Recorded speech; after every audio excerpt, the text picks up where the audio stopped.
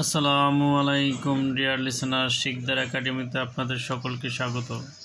আজকে আমরা অত্যন্ত গুরুত্বপূর্ণ একটি টপিকস নিয়ে ডিসকাশন করব, সেটা হলো ন্যারেশন, যেটা সকল ক্লাসেই রয়েছে, 5 থেকে শুরু করে 6 থেকে শুরু করে এবং সকল এক্সামে আসে এবং বিসিএস থেকে শুরু করে সকল জায়গায় সকল এক্সামে আসে। তো আমরা ন্যারেশন বা স্পিচ, তো এটা শব্দের অর্থ উক্তি। তো এই ন্যারেশন কাকে বলে? বক্তার কথা বা উক্তিকে ন্যারেশন, বক্তার কথা বা উক্তিকে ন্যারেশন বলা হয়।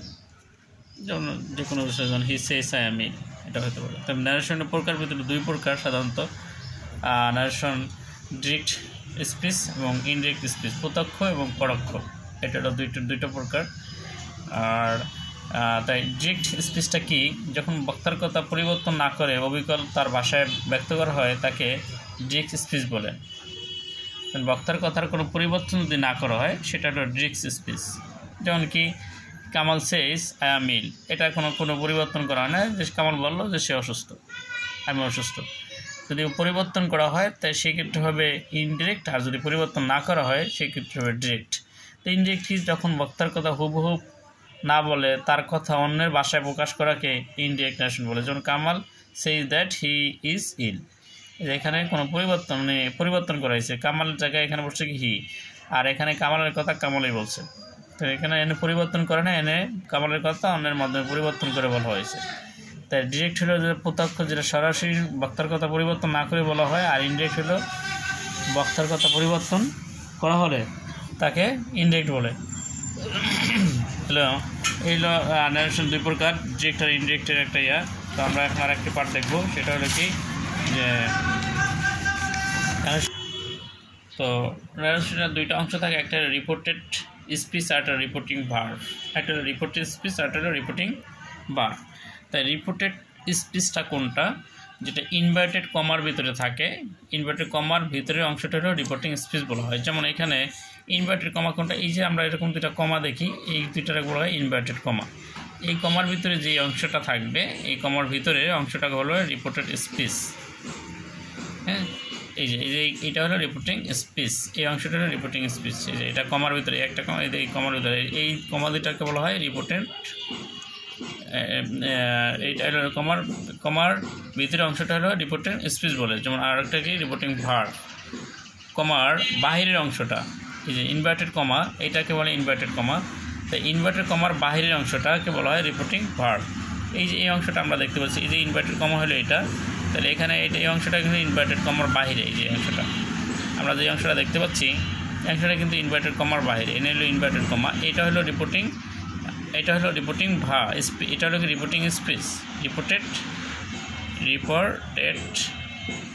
Speech, SPEE reporting. আর এটা হলো কি রিপোর্টিং ভার্ব, এটা হলো রিপোর্টিং ভার্ব, এটা হলো রিপোর্টিং ভার্ব। তো এটা হলো রিপোর্টিং ভার্ব, আর এটা হলো কি রিপোর্টিং স্পিচ। তাই রিপোর্টিং স্পিচটা হলো ইনভার্টেড কমার ভিতরের অংশ, আর বাইরের অংশ রিপোর্টিং ভার্ব। এটা ছিল মানে গুরুত্বপূর্ণ বিষয়, রিপোর্টিং স্পিচ এবং রিপোর্টিং ভার্ব চেনার। তো এটা ছিল রিপোর্টিং স্পিচ, 2টা অংশ থাকে, একটা ভয়েস ন্যারেশনের। তো সেটা একটা রিপোর্টিং স্পিচ, একটা রিপোর্টিং ভার্ব। তো আমরা জানলাম ন্যারেশনের উক্তি, ন্যারেশন 2 প্রকার, ইনডিরেক্ট আর ইনডিরেক্ট, প্রত্যক্ষ এবং পরোক্ষ।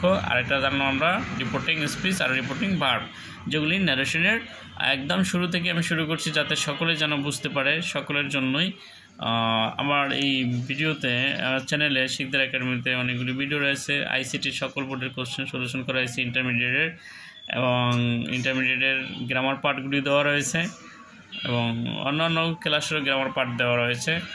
ভিডিওটি ভালো লাগলে লাইক, কমেন্ট, শেয়ার এবং সাবস্ক্রাইব করতে আমরা যেন না ভুলে যাই। তো এরপর হলো আমরা যে আরেকটা বিষয় হলো এখানে যে আমাদের 5টা সেন্টেন্স আছে, 5টা সেন্টেন্সই কিন্তু এই 5টা সেন্টেন্সেই ন্যারেশন হয়। যেমন অ্যাসারেটিভ, ইন্টারগেটিভ, অবজেক্টিভ, এক্সক্লামেটরি, এই প্রত্যেকটাই ন্যারেশন হয়। তাহলে সেই ক্ষেত্রে কোন ন্যারেশনটা কোন সেন্টেন্সে কীভাবে সংযুক্ত হয়, লিঙ্কারটা কী হয়, সেটা নিয়ে এখানে একটা একদম সুন্দরভাবে আমি প্রেজেন্টেশন করছি এখানে বোঝার মতো করে। কারণ assertive sentence, operative sentence, exclamatory sentence, পাঁচটার ভিতরে তিনটায় লিঙ্কিং হিসাবে এই দ্যাট যুক্ত হবে। দ্যাট তিনটায় মনে রাখতে হবে, মোস্ট ইম্পর্টেন্ট বিষয় এটা, যে পাঁচটা সেন্টেন্সের তিনটায় লিঙ্কিং দ্যাট যুক্ত হবে, তিনটাই দ্যাট যুক্ত হবে। আর কোন তিনটা? Assertive sentence, operative sentence, exclamatory sentence. আমি আবার বলছি, assertive sentence, operative sentence, exclamatory sentence, imperative sentence, এই তিনটা এক্সক্লেমেটরি সেন্টেন্স, এই তিনটায় দ্যাট যুক্ত হবে। এই তিনটায়, যেটা আমি দিয়ে দিচ্ছি, তিনটা দ্যাট যুক্ত হবে, দ্যাট। আর যে আরেকটা আছে ইম্পারেটিভ সেন্টেন্স, সেটা হলে কি টু যুক্ত হবে, ইম্পারেটিভ সেন্টেন্সে টু যুক্ত হবে। আর তারপর আরেকটা থাকে কি ইন্টারগেটিভ সেন্টেন্স। ইন্টারগেটিভ সেন্টেন্সে ইফ অথবা ওয়েদার, এই দুটার যে কোনো একটা ব্যবহার হতে পারে। তো ইফ অথবা ওয়েদার যে কোনো একটা ব্যবহার করা যেতে পারে। আর যদি এই দুইটা আর যদি এখানে যদি মাঝখানে ডাব্লিউএস কোশ্চেন থাকে, হু, হোয়াট, হোয়েন, হুইচ, হাউ, তাহলে এই ইফ ওয়েদার ব্যবহার না হয় এই ডাব্লিউএস কোশ্চেনগুলোই ব্যবহার হবে। ক্লিয়ার? আমি আবার বলছি, ইন্টারগেটিভ সেন্টেন্সের ক্ষেত্রে যদি ইফ ওয়েদার ব্যবহার করতে হবে তখন আর ওই দ্যাট আর টু বসবে না। আর যদি ডাব্লিউএস কোশ্চেন বলতে বোঝায় যেমন হোয়াট,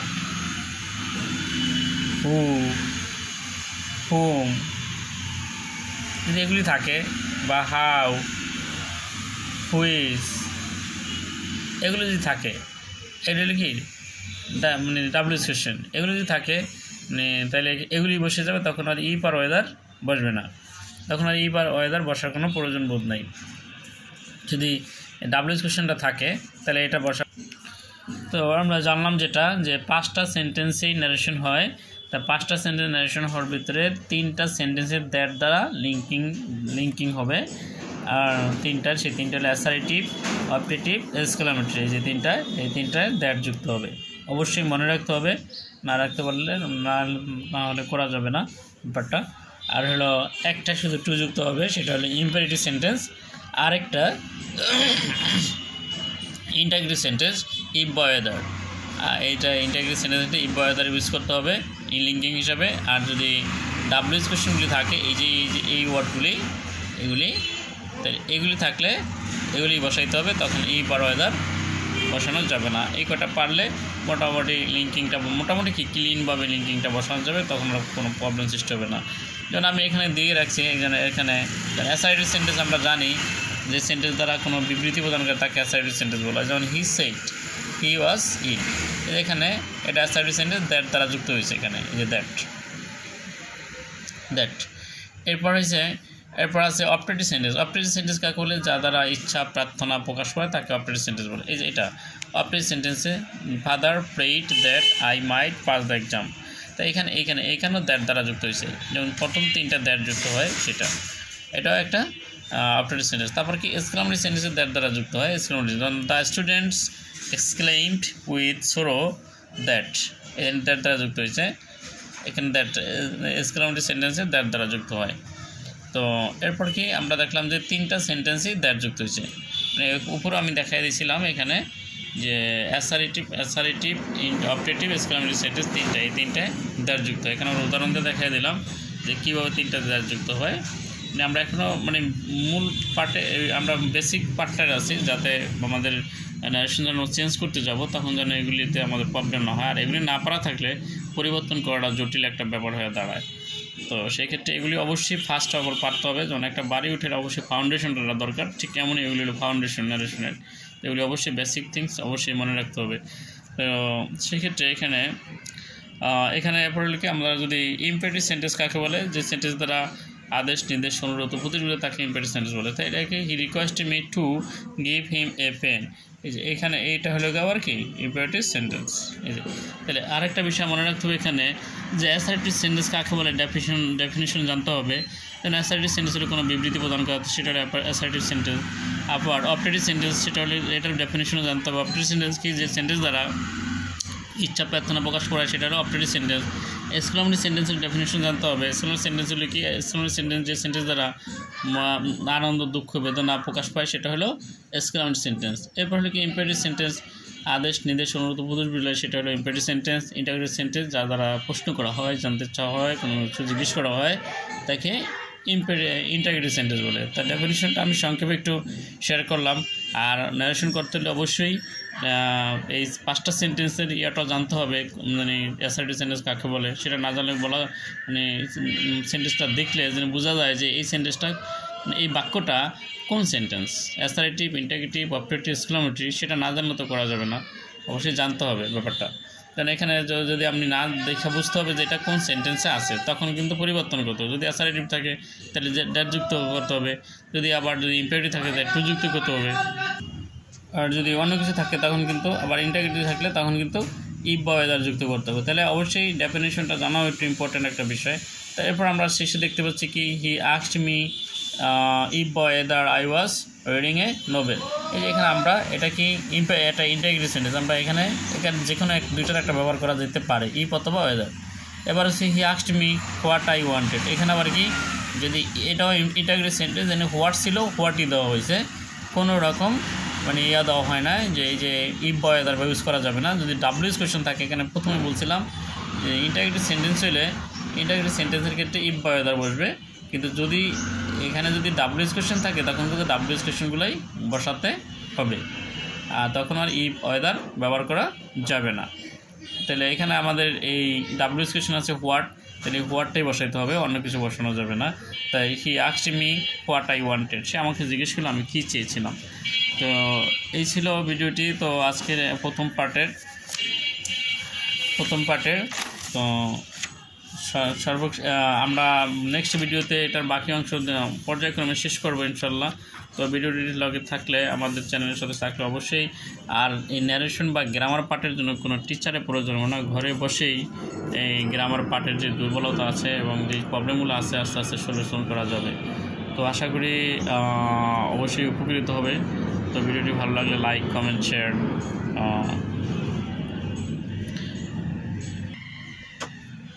তো সেক্ষেত্রে আমাদের চ্যানেলটি অবশ্যই সাবস্ক্রাইব করে অন্যকে দেখার এবং বোঝার সুযোগ করে দেওয়ার জন্য সকলের প্রতি আহ্বান রইল। আসসালামু আলাইকুম।